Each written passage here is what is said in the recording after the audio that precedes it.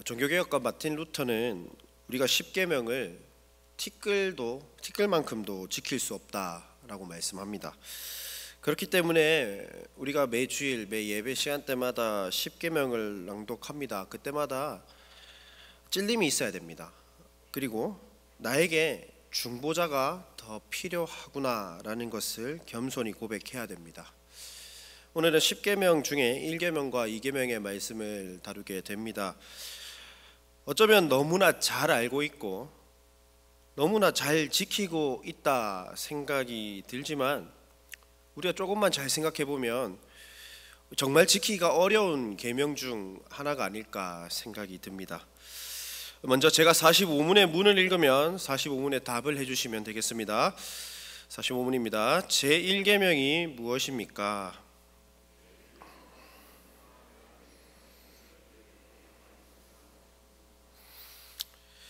45문이 말하고 있듯이 1계명 말씀은 나 외에 다른 신을 섬기지 말라 하는 계명입니다.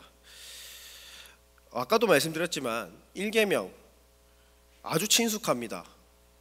나름 잘 지키고 있다 생각이 드는 계명입니다. 그런데 이 계명은 한 가지를 명령하는 것 같지만 그 속에 두 가지를 요구하고 있습니다. 우리 46문의 답을 우리 같이 읽어보겠습니다. 46문의 답 같이 읽어봅니다. 시작. 제1계명이 우리에게 명하는 것은 하나님께서 유일하고 참된 신 하나님이시고 우리의 하나님이심을 알고 인정하며 그에 합당하게 하나님을 경배하고 영화롭게 하라는 것입니다. 어떠한 요구입니까? 먼저는 하나님이 유일하신 하나님이심을 알고 인정하라는 것입니다. 그리고 하나님을 경배하고 영화롭게 하라는 것입니다. 우리가 소요리문답 1문답 기억하고 계십니까? 소요리문답 1문은 사람의 제일 되는 목적에 대해 하나님을 영화롭게 하고 영원토록 그분을 즐거워하는 것이다 라고 선언합니다. 이것은 어떻게 가능하다라고 말씀했습니까? 진심으로 하나님을 예배하고 이를 토대로 삶 속에서 드리는 예배를 통해서 그것이 가능하다라고 우리가 나누었습니다. 정리해보면 1계명이 요구하고 있는 내용은 먼저는 하나님을 알기 위해서 예배를 드려야 되는 것이다 라는 것입니다. 그리고 다른 신을 섬기지 말 것과 더 나아가서 하나님을 영화롭게 하기 위해서 오직 유일하신 하나님만을 예배해야 한다라는 내용입니다. 결국 1계명이 요구하고 있는 이 의무는요, 소유리문답 1문에서 인간의 제일 되는 목적과 결코 다르지 않습니다.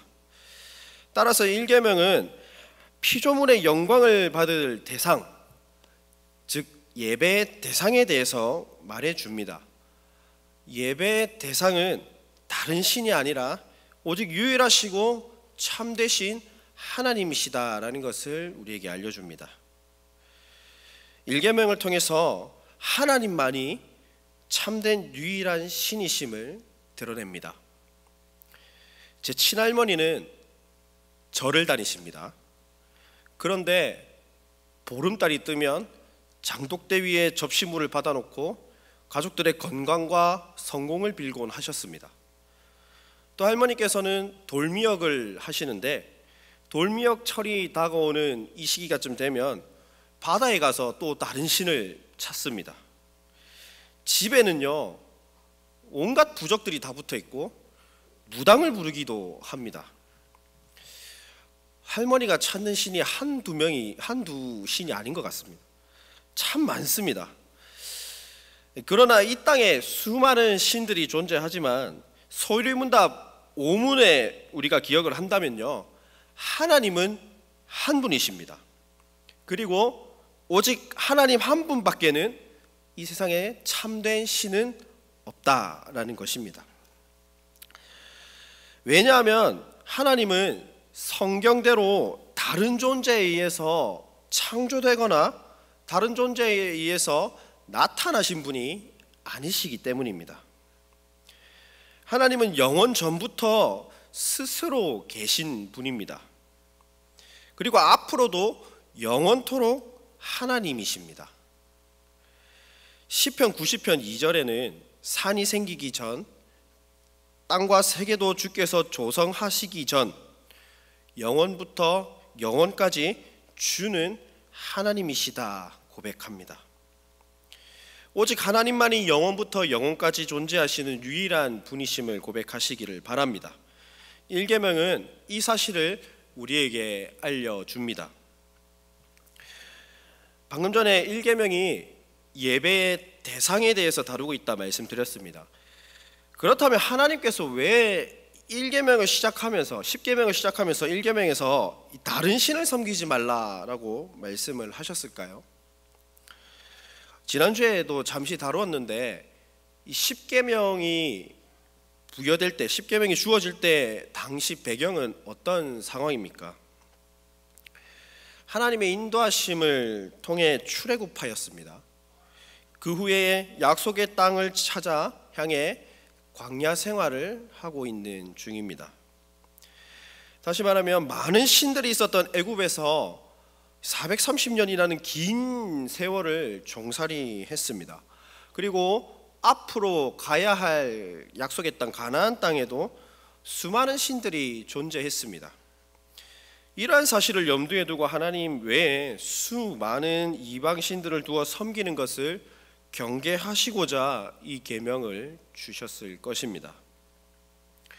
이를 통해 우리는 세상의 다른 어떤 신들보다 하나님을 온 마음과 온 뜻과 온 힘을 다하여 사랑하고 그 하나님을 섬기고 그 하나님만을 예배하는 것이 1계명 속에 있는 긍정 명령임을 기억해야 됩니다.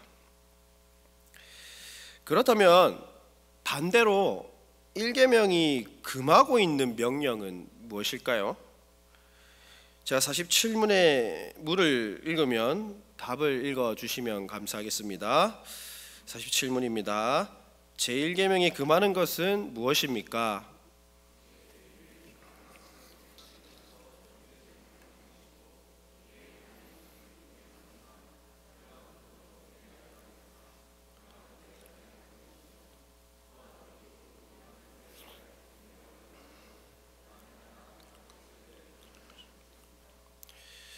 일계명이 금하고 있는 것은 하나님이 유일하시다라는 것을 부정하거나 또 그분께만 올려드려야 할 영광과 경배, 즉 예배를 다른 자나 다른 것에 돌리는 것이 있습니다. 따라서 1계명은 하나님을 경배하고 영화롭게 하는 것이 우리 사람의 의무이고 특권이다라는 것을 알려줍니다. 주일에 하나님을 예배하는 것, 1계명을 대단히 잘 지키는 것입니다. 반대로 주일 예배를 가볍게 여기거나 드리지 않는 것, 1계명을 정면으로 범하고 있는 죄라는 것입니다.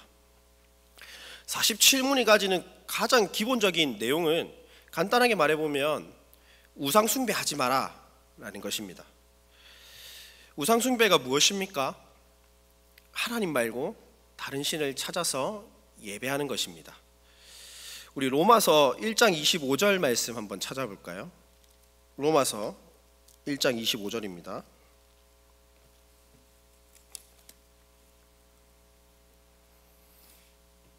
로마서 1장 25절 말씀 우리 같이 읽어보겠습니다. 시작. 이는 그들이 하나님의 진리를 거짓 것으로 바꾸어 피조물을 조물주보다 더 경배하고 섬김이라. 주는 곧 영원히 찬송할 이시로다. 아멘. 우상 숭배에 대한 정의를 사도 바울이 간단하게 내려주고 있습니다. 하나님의 진리를 거짓으로 바꾸어 피조물을 조물주보다 더 경배하고 더 섬기는 것, 이렇게 사도 바울은 정의를 합니다. 창조주이신 하나님을 예배하는 대상으로 삼기보다 피조물이 피조물을 예배하는 것이 우상 숭배라는 것입니다. 사랑하는 성도 여러분, 그런데 47문을 한번 잘 보십시오. 47문 보면 성경에 등장하는 바알이라든지 아세라 이런 우상 숭배의 대상들, 소위 이방신이라고 하는 것 외에 이 다른 것을 섬기는 것도 하지 말아야 한다라고 되어 있습니다. 즉 눈에 보이지 않더라도 우리가 하나님보다 더 중요하게 생각하는 것, 돈이나 재물, 권력도 우상이 될 수 있다라는 것을 경계하고 있습니다. 그렇기 때문에 무엇이든지 하나님보다 더 신뢰하거나 하나님과 나란히 두는 것은 제1계명이 금하고 있는 다른 신, 다른 것, 다른 자가 됩니다. 웨스터민스터 대요리 문답 105문은 이 계명이 품은 금지의 내용에 자기 사랑, 자아 추구, 우리의 마음을 의지하고 우리의 마음을 애정하는 것, 그래서 다른 일에 더 많이 힘쓰는 것, 이것도 우상이다라고 금하고 있습니다. 하나님보다 나를 더 사랑하면요, 내가 우상이 될 수 있다라는 말씀입니다. 제 친할머니가 접시물에 물 받아놓고 장독대 위에 얹어놓고 비나이다 비나이다 하는 것도 우상 숭배의 행위고요. 중고등부 학생들이 하나님보다 학업을 더, 하나님보다 내 남자친구 여자친구가 더 소중하다면 그게 우상이 되는 겁니다. 또 우리 교회 부모님들, 아이들이 대학 가고 나서 신앙생활 더 열심히 하면 돼, 이렇게 말씀하시는 분은 다행히 없는데 혹여나 계시다면요, 그 아이들이 신이 된 겁니다. 그리고 그 아이들의 대학이 신이 된 거고 그 아이들의 성공이 신이 된 겁니다. 1계명이 시사하는 점 한 가지만 더 알아보겠습니다. 1계명을 제가 가만히 묵상하다 보니까요, 참 부끄럽고 참 1계명을 못 지키고 있다라고 생각할 때가 참 많이 있었구나 하는 걸 발견합니다. 여러분들은 어떻습니까? 오직 하나님만 경배하고 있다, 오직 하나님만 예배하고 있다, 확신할 수 있습니까? 제가 이렇게 느끼는 이유는 출애굽기 20장 3절에 나 외에 라는 단어 때문입니다. 우리 48문의 답 한번 같이 읽어보겠습니다. 48문의 답입니다. 같이 읽겠습니다. 제1계명에서 나 외에는 혹은 내 앞에서라는 말씀이 우리에게 특별히 가르치는 것은 모든 것을 보고 계시는 하나님께서 우리가 조금이라도 다른 신을 섬기는 죄를 특히 눈여겨보시고 매우 싫어하신다는 것입니다. 출애굽기 20장 3절에 나 외에 라는 단어의 영어 번역은 before이라고 되어 있습니다. 내 앞에 라는 거죠. 그리고 개역개정 난회주 밑에 약간 조그만한 글씨를 보면 거기서도 내 앞에 라고 되어져 있습니다. 그런데 NIV 성경 난회주를 또 보면요, 내 곁에 라고 번역이 되는 단어가 또 있습니다. 다시 말하면요, 하나님도 섬기고 그 곁에 나란히 다른 신을 섬기는 것도 1계명이 금하고 있다라는 것입니다. 1계명이 말하는 요구를 돌이켜 생각해 보니 하나님이 여전히 금지하고 계시는 죄들을 반복해서 행하고 있는 제 자신을 돌아보게 됩니다. 이를 위해 나 외에라는 단어를 사용하셔서 우리에게 경고하시는 것 같습니다. 사랑하는 성도 여러분, 이 10계명은요, 우리를 결코 억압하거나 우리의 행동을 제약하기 위해서 하나님께서 제정하신 것이 아닙니다. 특별히 1계명은 정말 우리의 참된 예배의 대상이 누구인지, 또 우리의 삶 속에서 하나님을 최고의 자리에 모셔둘 것을 가르쳐 줍니다. 하나님만을 예배하시기 바랍니다. 내 마음속에 하나님 외에 하나님과 나란히 섬기는 어떠한 것이 있다면 우리의 마음을 돌이키시기 바랍니다. 그래서 우리의 마음을 감찰하고 계시는 그 하나님을 더욱더 두려워하시기를 바랍니다. 1계명은 하지 마라 부정명령입니다. 그러나 그 내면에 긍정명령도 존재합니다. 오직 하나님만을 온 마음과 온 뜻과 우리의 모든 힘을 다해서 섬기라는 것입니다. 그리고 하나님을 힘써 알아가라 가르쳐 줍니다. 하나님이 우리의 유일하고 참되신 하나님이심을 알고 인정하시기를 바랍니다. 그리고 그 오직 하나님만이 우리의 유일한 예배의 대상이 됨을 기억하시는 저와 여러분 되시기를 바랍니다. 1계명이 누구를 예배해야 하는지, 예배의 대상에 대해서 다루었다면 2계명은 예배의 방식, 어떻게 예배해야 할지에 대해서 다루고 있습니다. 오신문의 문을 제가 읽으면 답을 해주시면 감사하겠습니다. 오신문입니다. 제2계명이 명하는 것은 무엇입니까?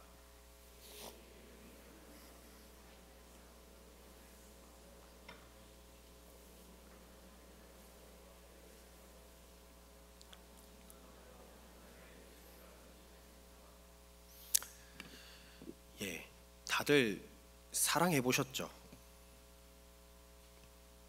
예, 왜 웃으시죠? 예, 어떻게 사랑하셨습니까? 불타게 사랑하셨습니까? 혹시나 내 방식을 상대방에게 강요하면서 사랑하신 적 있습니까? 그러면 바로 그 관계는 끝이 납니다. 요새 그랬다가는 뉴스에 나옵니다. 데이트 폭력이라고 뉴스에 나옵니다. 저희 어머니도 아버지가 처음에는 뭐 간이고 쓸개고 다 빼줄 것처럼 그렇게 하셨다라고 하시더라고요. 지금은 잘 모르겠는데 좋아하시는 것 같습니다. 서로. 어쨌든 사랑은 내 방식도 중요합니다. 하지만 상대방의 방식도 중요합니다. 마찬가지로 우리의 사랑의 대상이시고 예배의 대상이신 하나님을 향해서도 내 방식이 아니라 하나님의 방식대로, 하나님이 말씀에서 제정하신 대로 사랑하고 그분을 예배해야 한다라는 것입니다. 출애굽기 20장 5절을 보시면 그것들에게 절하지 말며 그것들을 섬기지 말라 되어 있습니다. 여기서 섬기다, 절하다 이 두 단어가 가지는 의미는 예배하다라는 의미를 가지고 있습니다. 하나님을 예배하는데 사람의 생각대로 예배 드리는 것이 아니라 하나님의 말씀을 통해 계시된 방법을 통해서 예배하라고 명령하는 것입니다. 그렇지 않은 것은 헛된 것임을 알려줍니다. 우리가 오늘 읽었던 이 출애굽기 20장 4절 말씀을 보십시오. 너를 위하여 새긴 우상을 만들지 말고 또 위로 하늘에 있는 것이나 아래로 땅에 있는 것이나 땅 아래 물속에 있는 것에 어떤 형상도 만들지 말라 되어 있습니다. 사람의 필요에 따라서 우상을 만들지 말고 그 어떤 형상도 만들지 말라 말씀하십니다.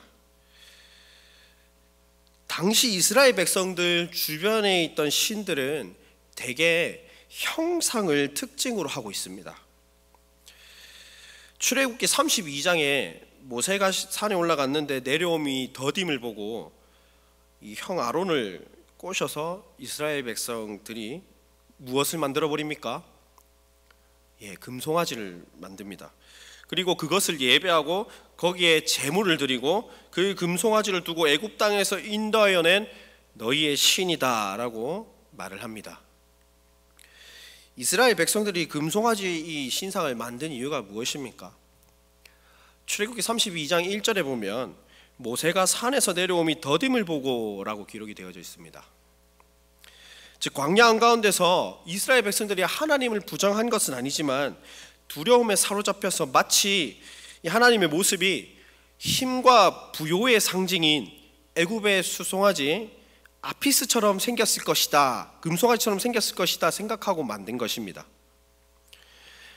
백성들은 이러한 보이는 신을 만들어서 자신들을 통제할 수 있는 어떤 신에 있어야 안심을 얻게 됩니다.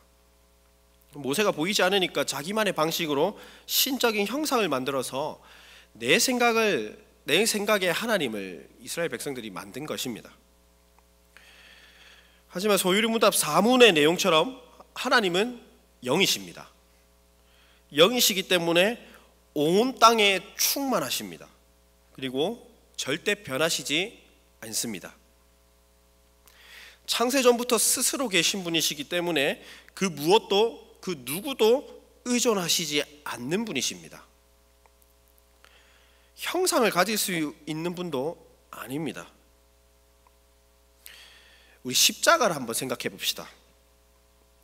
십자가 부적처럼 가방에 넣어 다니고 어디서든 십자가가 보여야 내 삶이 안전하다 생각을 하고 언제나 필요할 때 그걸 찾아서 뭔가 부를 수 있는 그러한 형상으로 십자가를 생각하고 있지는 않습니까?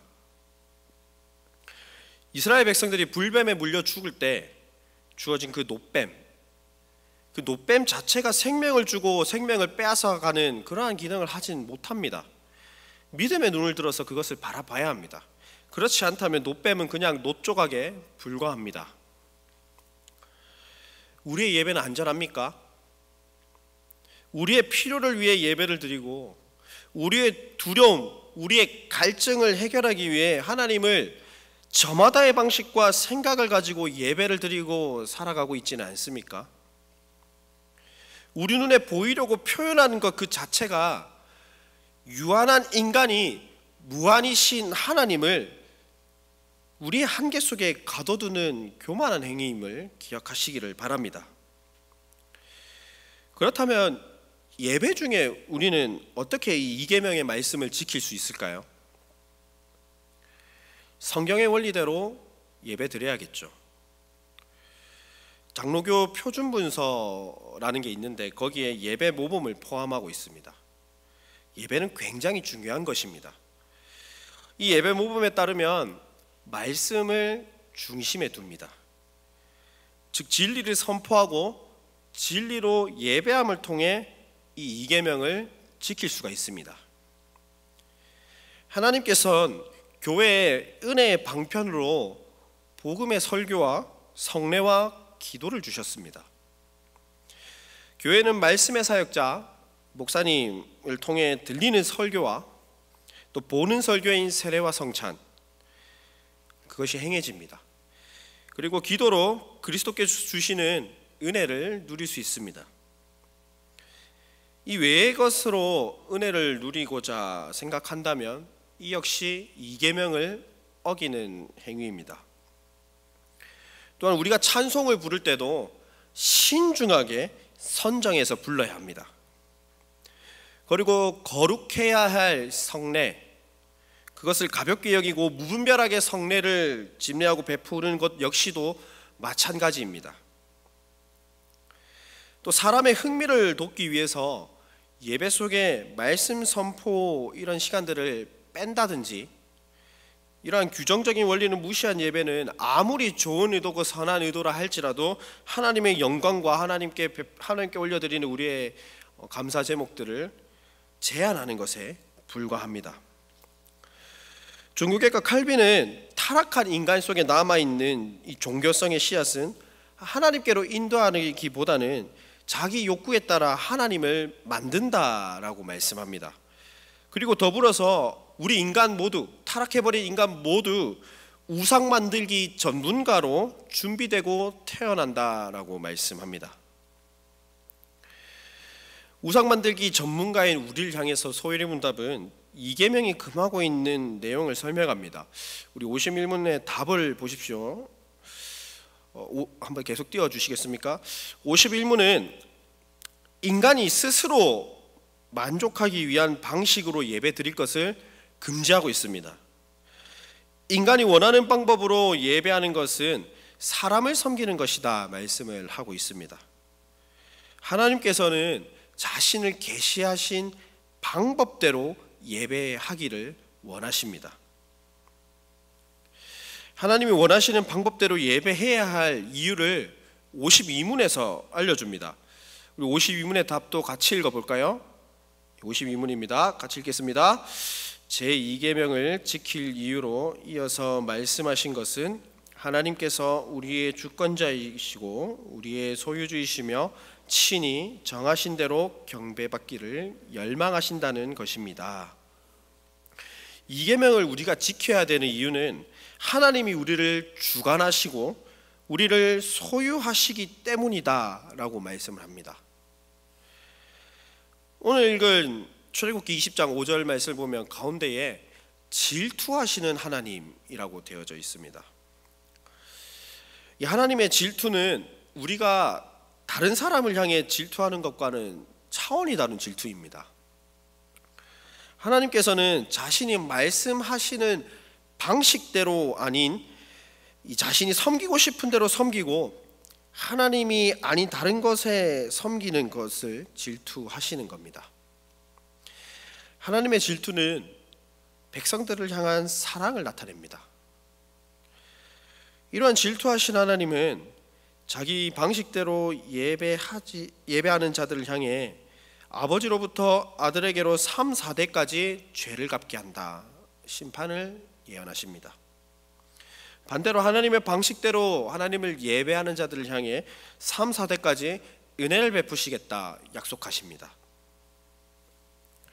우리가 십계명을 생각하면 참 많이 떠오른 게 무엇 하지 말라라는 내용입니다. 그래서 부정명령이라고 생각할 때가 참 많습니다.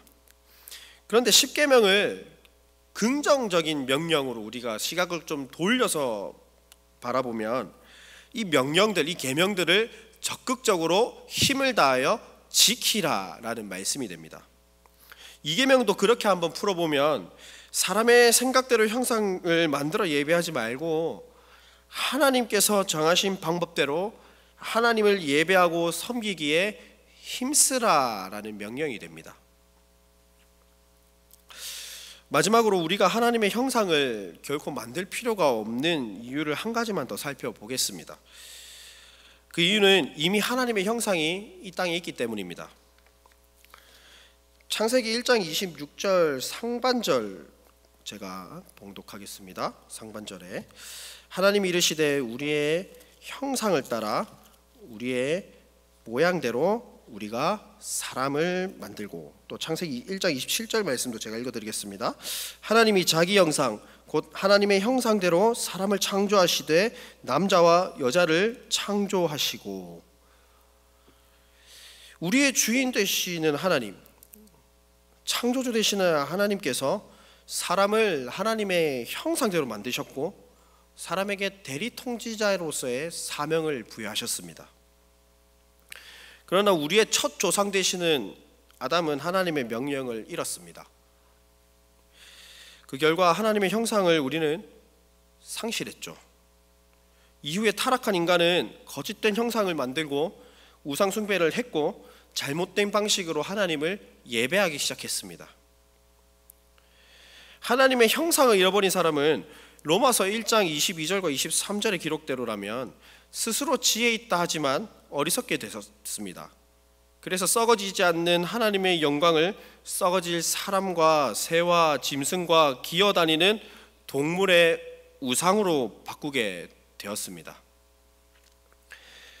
자신의 생각과 마음이 하나님의 생각과 방식의 자리를 빼앗아서 보이지 않는 하나님을 보이는 형상으로 만들었습니다. 이를 해결하시기 위해서 이 땅에 하나님이 직접 육신의 몸을 입고 이 땅 가운데에 성육신 하셨습니다. 골로새서 1장 15절 말씀입니다. 그는 보이지 아니하는 하나님의 형상이시오 모든 피조물보다 먼저 나신 이시니.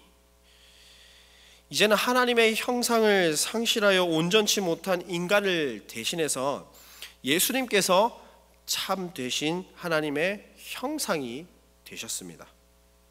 그 예수님께서는 직접 이 땅에서 하나님의 형상대로 사셨고 예수님을 믿는 자들에게 상실한 이 하나님의 형상을 회복시키셨음을 믿음으로 고백하시기를 바랍니다.